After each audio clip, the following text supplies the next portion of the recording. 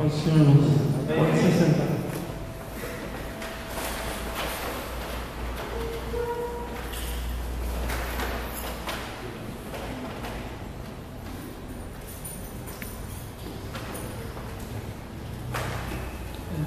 Desde quando entrei aqui e começou o culto, no louvor, eu percebi nitidamente a presença de Deus aqui, porque assim como o Senhor veio a Isaías falou para ele: ó Senhor, eu sou um homem de puros lábios. Em Isaías capítulo 6, eu tive essa mesma sensação quando eu estava ali. Senhor, quem que sou eu para vir aqui falar alguma coisa? Graças a Deus que é por Ele que eu estou aqui, né? Que é por Ele e que é pela graça e pelo amor dele em nossas vidas. Porque eu reconheço diante de Deus que eu não sou ninguém, sou totalmente dependente dele. Eu queria que você abrisse sua Bíblia em Neemias capítulo 8. Eu sinto muito honrado de estar aqui nesse lugar. Agradeço o convite do presbítero Rafael. E já aproveitar que, como aqui não tem culto no último sábado do mês, lá na nossa igreja tem culto todo sábado no último sábado do mês. Então, fica à vontade para visitar lá. Neemias capítulo 8, versículo 7.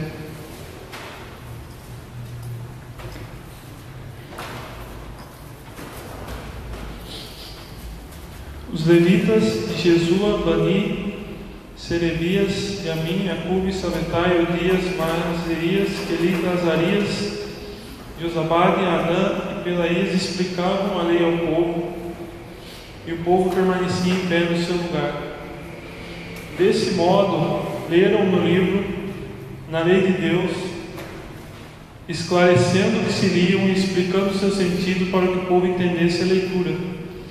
Então, Neemias, o governador, Esdras, sacerdote e escriba, e os levitas que ensinavam ao povo, disseram ao povo: esse dia é consagrado ao Senhor vosso Deus, não vos lamenteis nem choreis, pois todo o povo chorava enquanto ouvia as palavras da lei.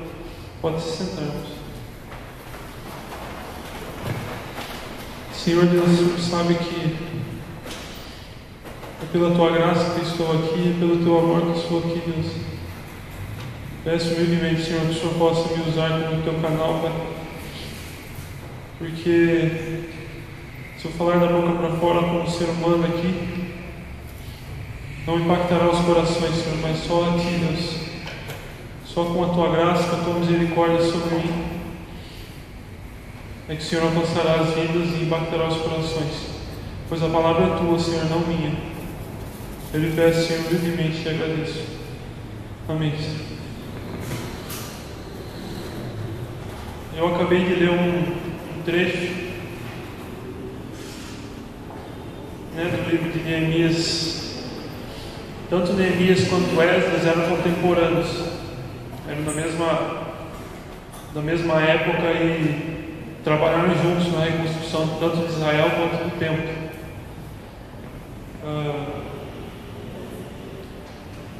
Era uma época muito difícil para o povo de Deus naquela época, o povo de Israel. Essa época desse texto que eu acabei de ler para vocês. Era uma época onde eles estavam, vamos dizer assim, desesperançosos do futuro que Deus tinha lhes prometido, de tudo que aconteceu. Eles acabaram de vir de um exílio de 70 anos, uma situação onde toda aquela promessa feita com Abraão, com Isaac, depois quando Josué conquistou a terra prometida, tudo aquilo estava desmoronado, vamos dizer assim, estava com um sonho frustrado.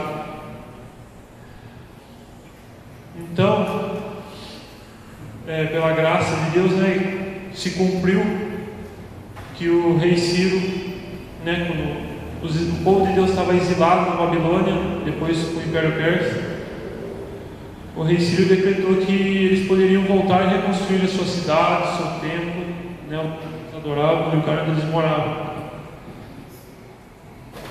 E Esdras e Neemias são os protagonistas, vamos dizer assim. São duas pessoas que largaram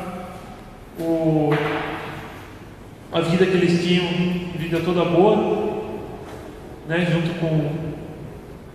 com o império lá, o imperador persa, e vieram, pois eles tinham zelo para com o nome de Deus e para com a sua palavra, e para com o seu tempo.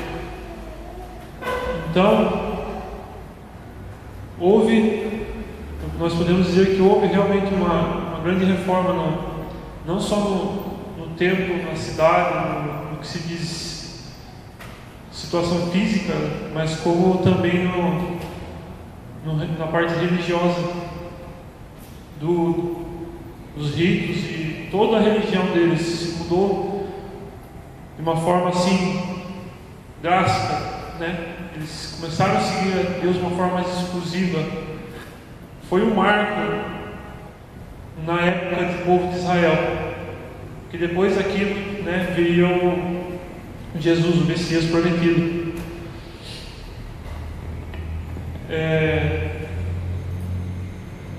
Eu gostaria de falar um pouco da vida de Esdras, dar mais uma ênfase nele, porque assim, ele é um exemplo, um grande exemplo para nossas vidas. Um sacerdote, porque ele tinha muito conhecimento da lei da época, e ele era uma pessoa muito piedosa, vamos dizer assim, uma pessoa que levava muito a sério o que ele conhecia da lei de Deus. Eu vou ler aqui rapidinho, capítulo 8, 6 do livro de Esdras, que fala que ele veio da Babilônia, ele escriba hábil na lei de Moisés, dada pelo Senhor Deus de Israel. O rei deu-lhe tudo quanto pedira, pois a mão do Senhor seu Deus estava sobre ele. Ele partiu da Babilônia no primeiro dia do mês e chegou a Jerusalém no primeiro dia do 5º mês, graças à boa mão do seu Deus que estava sobre ele. Porque Esdras tinha se disposto no coração a estudar a lei do Senhor e a praticá-la, e ensinar a Israel os seus estatutos e normas. Perceba aqui na vida de Esdras que a boa mão do seu Deus estava sobre ele, porque ele estava dispondo o seu coração, inclinando o seu coração, o seu tempo, seus recursos, a estudar a lei do Senhor, a praticá-la, e ensinar a Israel seus estatutos e normas. Escriba na época como se fosse um secretário, mas ele também tinha uma função de professor, então ele também ensinava muito Esdras. Tanto que ele o tamanho do conhecimento que ele tinha fez com que ele fosse o protagonista de toda a reorganização. E a chegada dele fez com que houvesse uma reforma, mas não de qualquer jeito. Ele fez uma reforma baseada na lei de Moisés, né? Provavelmente aqui está citando Deuteronômio. Ele fez toda uma mudança, né, no contexto da época, na cidade, na religião, vamos dizer assim, deles da época. E ele colocou como base a lei de Deus, a lei de Moisés. Então, isso fez com que eles ficassem mais firmes, porque depois daquela época nunca mais houve idolatria em Israel. Como você via em todos os textos anteriores, a gente vê isso. Várias vezes o povo de Israel começa a declina da idolatria, começa a declina. Até que chega uma época também que eles são exilados e Esdras vem e começa a mudar muita coisa. E no contexto aqui do texto, no capítulo 8, ele começa essa mudança lendo e explicando as Escrituras para junto com os levitas, né? Para que é levita na casa do Senhor? Isso é importante saber. Os levitas aqui ensinavam, liam e ensinavam um pouco. Eles faziam mais do que simplesmente uma tarefa. Você vê em outros contextos, né, de reis, que eles faziam mais coisas, várias coisas também. E aqui é uma função que eu achei bem oportuna, porque todos nós temos esse dever, vamos dizer assim, de pregar a palavra de Deus. E para isso precisamos conhecê-lo.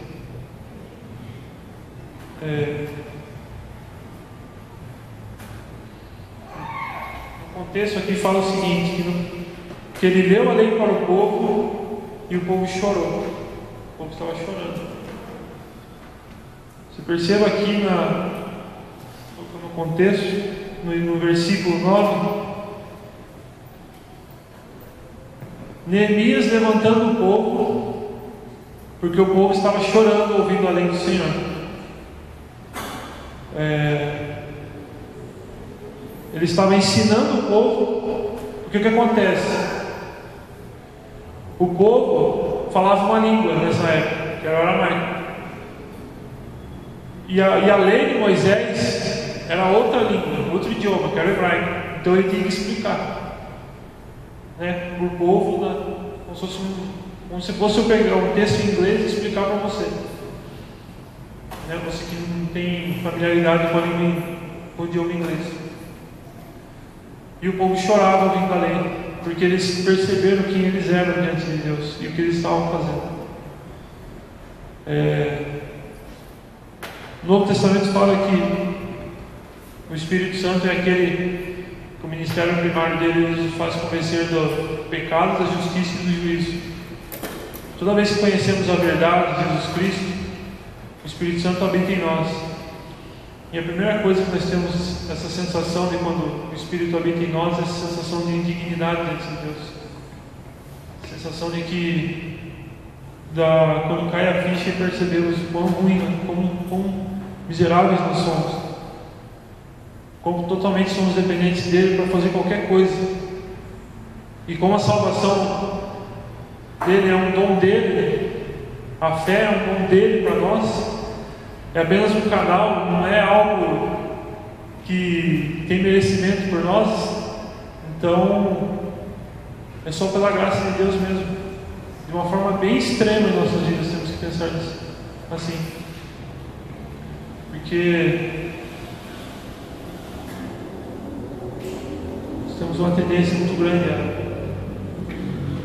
desviar nossos olhos de Deus todos os dias, e nós envolvemos com tarefas, trabalho, estudo, faculdade, coisas do tipo. E é fácil nós desligarmos assim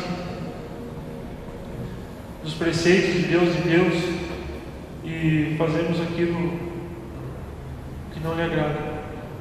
Então,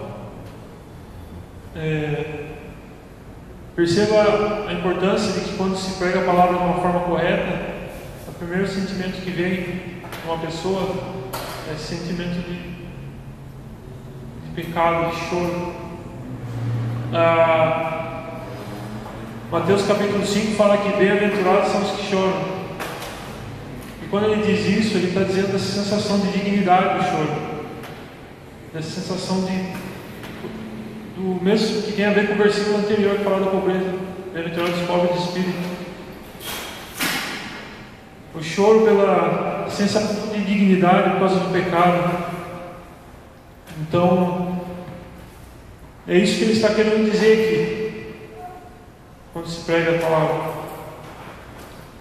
Mas um tema que eu queria falar mais nitidamente aqui, é que nós vemos no Antigo Testamento várias situações, como eu acabei de dizer, em que o povo começava a declinar, aí chegava uma situação em que eles percebiam como eles estavam, Aí se voltavam a Deus, faziam uma reforma no templo, faziam uma reforma em tudo, e havia aquele despertamento. Aí depois de um tempo, começava de novo a descer, a declinar as gerações. E aí chegava uma época de novo. Isso aconteceu muito no livro de Juízes e no livro de Reis, se você ver. Mas essa aqui foi uma reforma que mudou assim. Só que mesmo assim eles declinaram, né? Foram os fariseus depois que a gente conhece o Novo Testamento. Deram mais valor para as leis deles do que para o próprio Antigo Testamento. Mas o que eu estava querendo dizer é o seguinte: todos nós aqui, acho que pelo menos uma vez na vida, ou tem esse desejo no coração de um dia ver o lugar onde está com vidas cheias, despertadas, avivadas, né? Vidas que, como se fosse aquele primeiro amor, né? Diante do Senhor. Todos querem ver, vamos dizer assim, um dia ou na vida ter um desejo, ou ainda tem esse desejo de um avivamento diante de nós e diante da igreja.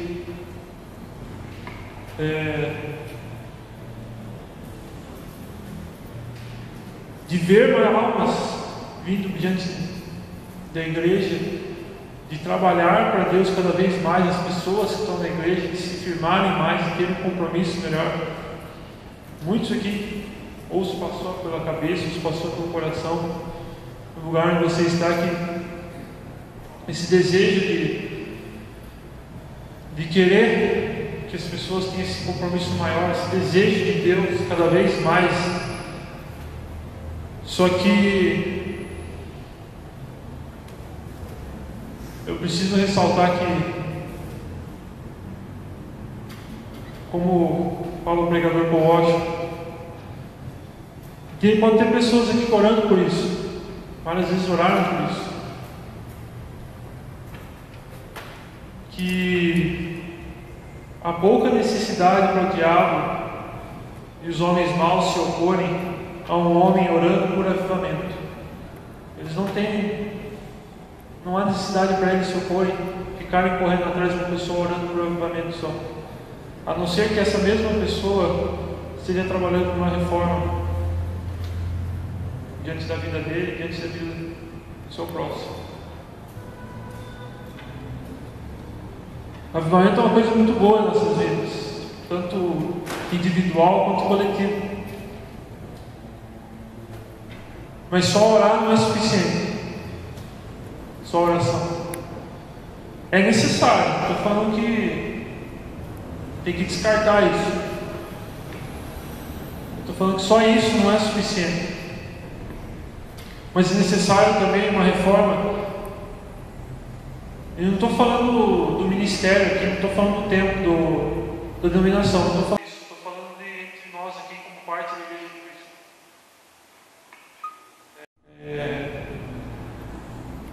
Nós temos que olhar um pouco para dentro de nós e vermos o quanto nós estamos empenhados em não apenas ficar orando, mas também se aprofundar cada vez mais no conhecimento de Cristo. Jesus Cristo só é conhecido por nós pela sua palavra, nada mais disso. Se alguém vir falar uma coisa sobre Jesus Cristo que esteja fora disso aqui, é herege.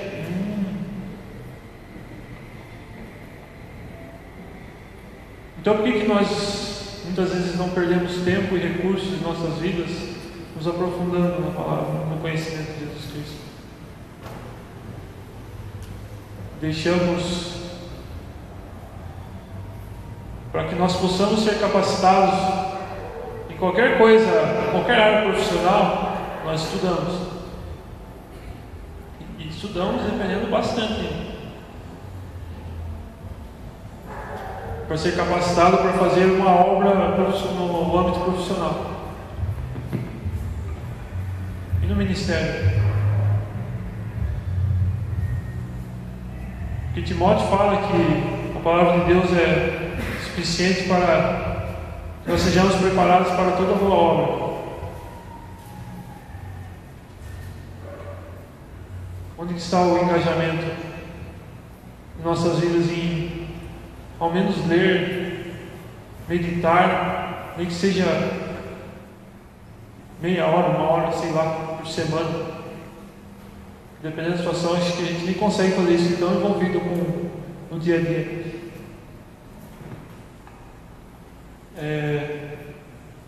É necessário que nós olhemos para dentro de nós e vejamos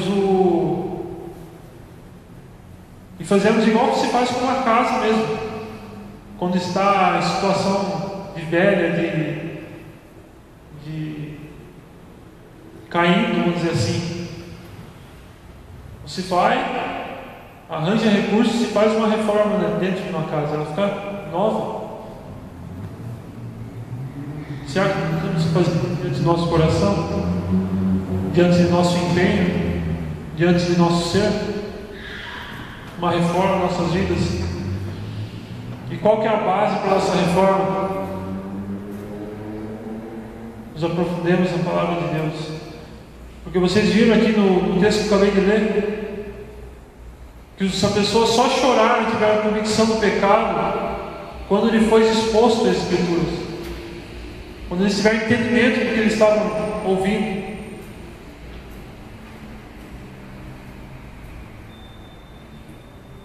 Quando nós estamos ouvindo a palavra de Deus, nós temos esse mesmo sentimento, será? Não estou falando que todo mundo tem que chorar, mas estou falando que a palavra fala que o Espírito Santo ele nos convence do pecado, de justiça e de juízo. Você está sendo convencido disso?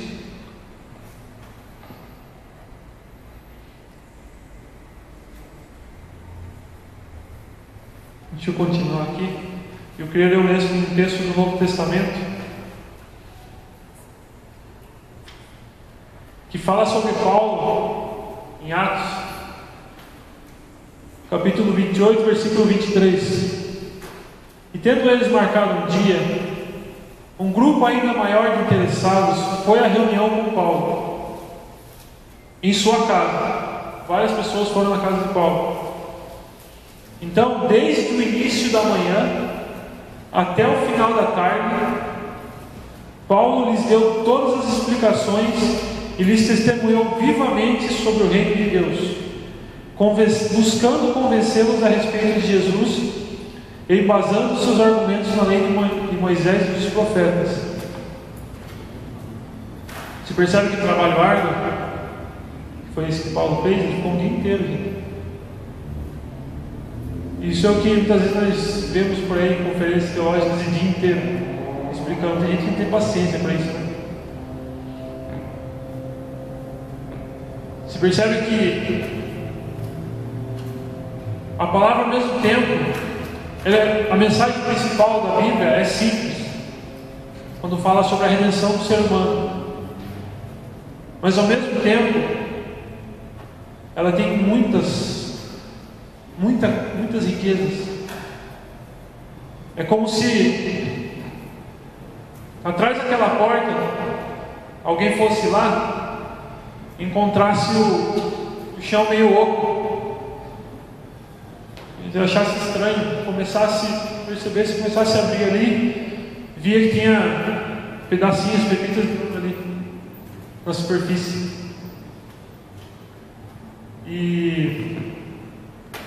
Só que daí chama todo mundo, vamos lá ver o que é, e começa a abrir e percebe que na superfície tem ouro, riqueza. Só que daí, quem que vai se contentar com pouco? Vamos mais a fundo, vamos buscar a ferramenta, vamos cavar mais a fundo, e percebe que uma profundidade de 50, 70 metros são só ouro. Quem que vai se contentar com só a superfície? Com certeza vai atrás de ferramenta e vai até o fim, até conseguir toda a riqueza que tiver naquele lugar. A diferença daquela ilustração para essa realidade é que a palavra de Deus você cava vai ficar cavando no fim de sua vida. Você sempre vai encontrar riquezas para a sua vida. E por que a gente está se contentando só com o superficial? Deixando a Bíblia de lado quando a gente chega na nossa casa, dependendo só da pregação no final de semana ou no meio da semana. E nós estamos diante de nós mesmos, buscar as riquezas que tem a palavra de Deus em nossas vidas, ou não são tão ricas assim, não são tão importantes assim. Essas riquezas que contêm a palavra de Deus.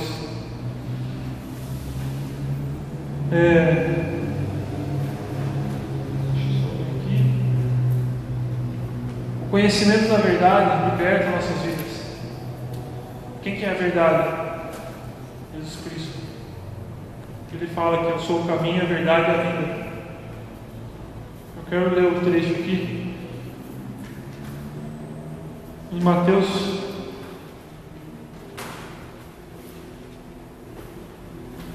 não me lembro agora o capítulo que eu registrei aqui, que fala assim: Jesus dizia aos judeus que haviam crido nele: se permanecerdes na minha palavra, olha a ênfase que ele dá, se permanecerdes na minha palavra, sereis, acontece três coisas se ele fizer isso: sereis verdadeiramente meus discípulos. Discípulo de Jesus Cristo é aquele que é permanente na palavra dele. A segunda posição: conhecereis a verdade, e a consequência disso é que a verdade nos libertará. Libertará do quê? Do que essa liberdade? Do que essa verdade nos liberta? No versículo 34, Jesus continuou: em verdade, vos digo que todo aquele que comete pecado é escravo do pecado. Estou falando disso. Estou falando dos vícios e problemas que nós temos todos os dias, nossa carne, que nos fazem muitas vezes nos sentir indignos diante de Deus, ou muitas vezes orgulhosos, esquecendo de Deus. E chega numa situação em que, se não conhecer a Jesus Cristo, se não conhecer a verdade, não é liberto. Pode vir 50 cultos de libertação que tiver aqui. Se não conhecer a verdade, ela não te liberta dessa escravidão do pecado. E como que eu falei, como que se conhece Jesus Cristo? Em oração, de uma forma assim que vem por osmose, todo o conhecimento. Assim seria fácil. Trabalho árduo, examinar as escrituras.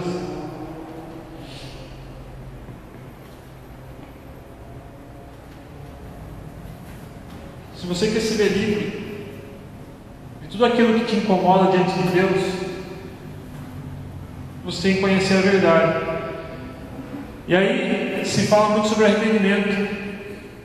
Acho que as pessoas às vezes têm um conceito de arrependimento que é só: vou me arrepender, eu não vou deixar, de praticar aquele pecado, vou deixar de praticar aquele pecado, vou deixar de praticar aquele pecado. Arrependimento não é tão simples, não é simplicidade assim. Arrependimento é quando Jesus, um exemplo, é quando Jesus vem e chama os discípulos pela primeira vez. Os discípulos largam tudo e seguem Ele. É isso que é arrependimento. Uma mudança de tudo aquilo que toma controle da sua vida, do seu coração, da sua mente, voltado para outro lugar. Arrependimento não é só você deixar de fazer determinado pecado. É você ter, além disso, de uma forma natural, você começar a buscar mais a Deus. Em oração, em estudo. Então, vamos porque eu também falo, gente, essa palavra entrou muito no meu coração.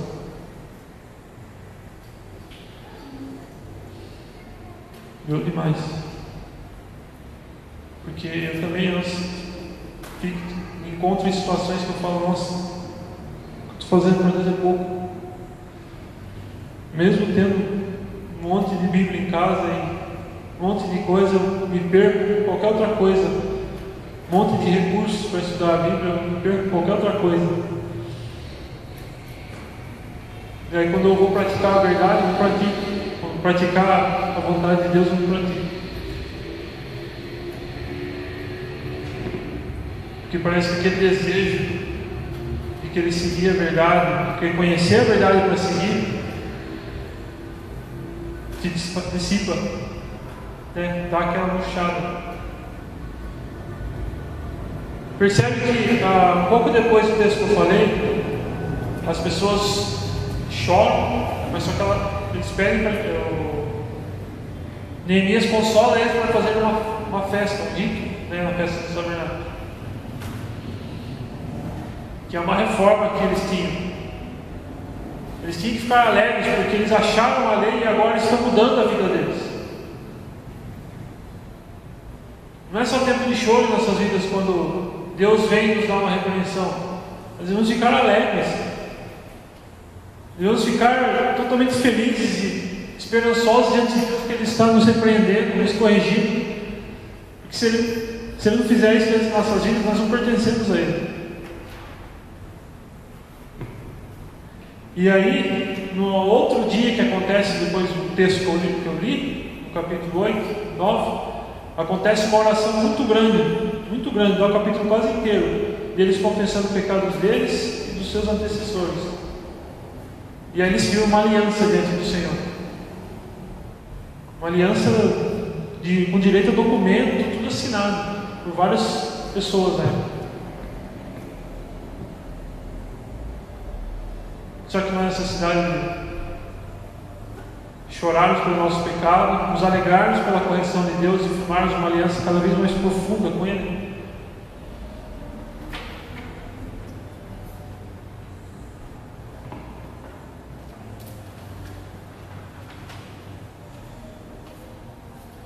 Só terminando lendo um texto de Atos, e eu queria contar uma história também. Filipe correu, Atos 8, 30 e 35. Filipe correu e ouviu que o homem lia o profeta Isaías. Um homem estava lendo o profeta Isaías. Filipe o abordou e perguntou: entendes o que estás lendo? Ele respondeu: como poderia entender, a não ser que alguém me ensine? E pediu a Filipe que se subisse e se sentasse no lugar onde estava. A passagem da escritura que ele estava lendo era essa: foi levado como ovelha ao matadouro e como cordeiro mudo diante de quem o tosquia, e não abriu a boca. Isaías está falando. Na sua humilhação, a justiça lhe foi tirada. Quem relatará a sua geração? Por que a sua vida é tirada na terra? Tomando a palavra, o eunuco, aquele que estava ouvindo, que Filipe estava explicando, o eunuco disse a Filipe: por favor, de quem é que o profeta está falando isso? De si mesmo ou de outro? Então Filipe passou a falar, e começando por essa passagem da escritura, anunciou o evangelho de Jesus. Depois o que acontece? O eunuco é batizado. Ele se converte.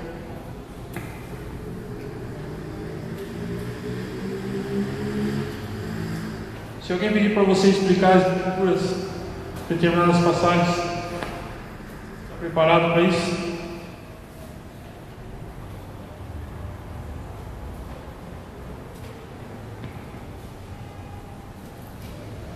Uma história que eu queria contar para terminar é de um jovem que viveu assim. Ele nasceu, cresceu, toda a sua infância ele vivia muito com problemas, situações de depressão e angústia profunda, porque ele tinha pais que eram muito severos com ele. Ele era de uma família pobre,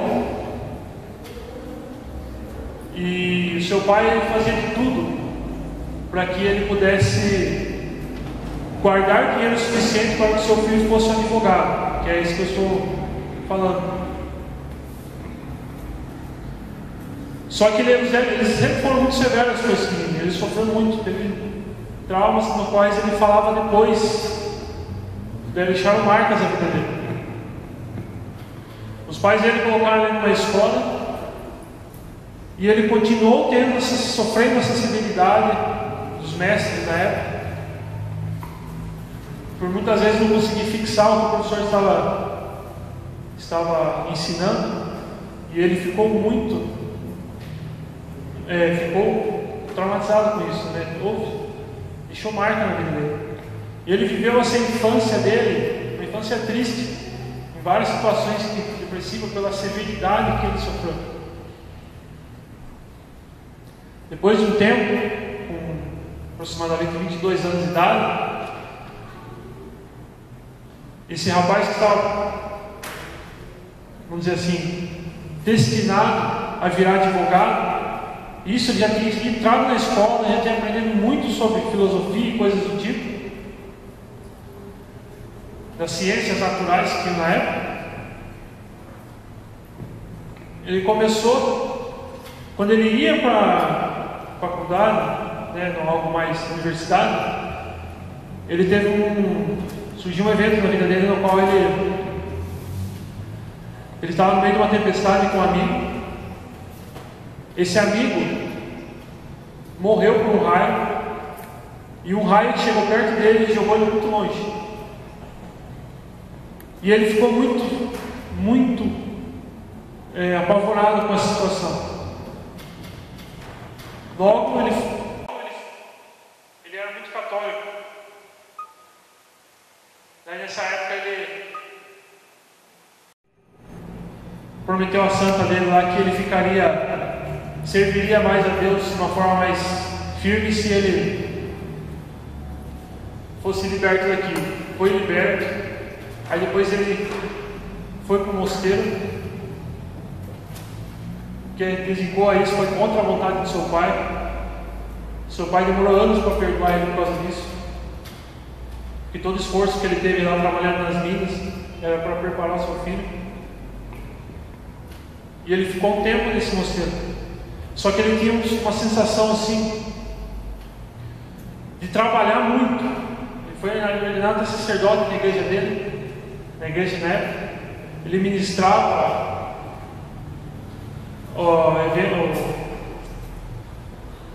a missa da igreja católica que tinha na época. Só que cada vez mais que ele ministrava, ele tinha uma sensação cada vez mais profunda do temor de Deus que ele estava fazendo. Ele era uma pessoa de sinceridade de coração e paixão no que ele estava fazendo. Cada vez que ele foi se dedicando mais nessa vida de monge, chegou uma época que era tão grande a sensação profunda de pecado, que ele vivia correndo no confessionário. Quando ele saía, ele já lembrava do pecado e já corria para lá de novo. Em várias épocas sem comer, se castigando. Ele era atormentado por isso. Até que chegou uma certa época na vida dele que o superior dele mandou ele estudar, dar aulas na faculdade sobre a questão das escrituras. E ele começou a ler, a estudar e a dar aula. Chegou numa época quando ele começou a estudar, a vida dele começou a abrir um pouco mais os olhos. Ele tinha conhecimento dos Salmos. Só que chegou numa época que ele começou a estudar Romanos, capítulo 1, versículo. E o que mais chamou a atenção na vida dele foi o capítulo 1, versículo 17. Porque ele via essa cultura dos pais dele serem severos, dos professores serem severos com ele achava que a justiça de Deus era algo muito severo. Porque ele não era merecedor daquilo. Só que ele começou a ler e fala, deixa eu até abrir aqui Romanos 1,17, para mim não falar nada que seja fora daqui. Pois a justiça de Deus se revela no Evangelho, de fé em fé, como está escrito: o justo viverá pela fé. E ele ficou atormentado com aquilo. Ficou tempos e tempos tentando entender, meditar, estudar aquilo, porque a justiça de Deus é algo severo para ele na época. Mas fala que o justo viverá pela fé. E agora? O tormento que foi na vida dele isso. Até que ele começou a entender que a justiça vem pela fé na obra de Cristo, a justificação de Cristo. Deus o justifica pela fé que ele tem na obra de Cristo, somente isso, não por alguma obra, ou por algum merecimento. E quando ele descobriu isso, eu vou falar das palavras dele: senti que havia nascido de novo e que as portas do paraíso me haviam sido abertas. Todas as escrituras tiveram novo sentido. A partir de então, a frase justiça de Deus não me encheu mais de ódio, mas se tornou indicivelmente doce em virtude de um grande favor. Gente, eu estou falando de Martinho Lutero. Essa criança que até sua juventude se vivia com esse temor de Deus, essa justiça de Deus por causa do pecado que ele cometia. Ele era escravo do pecado. Ele começou a estudar a verdade e o libertou. E ele fez o que ele fez, gente. Nós somos herdeiros do movimento que ele fez lá em 1500, no século XVI. Perceba o quanto estudar as escrituras assim, não estudar de uma forma acadêmica e literal, mas estou falando de uma forma assim, apaixonada mesmo, como querendo extrair as riquezas para nossas vidas. Perceba como muda uma vida. Um estudo assim, quando você começa a conhecer a Cristo de uma forma mais profunda.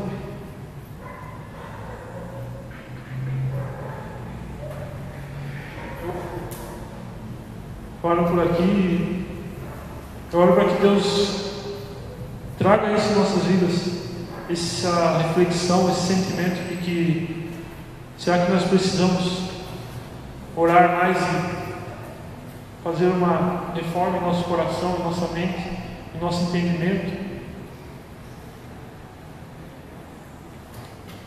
Ou está tudo bom, está tudo assim, meu ministério está ok, minha vida está... Eu acho que eu estou preparado para sempre.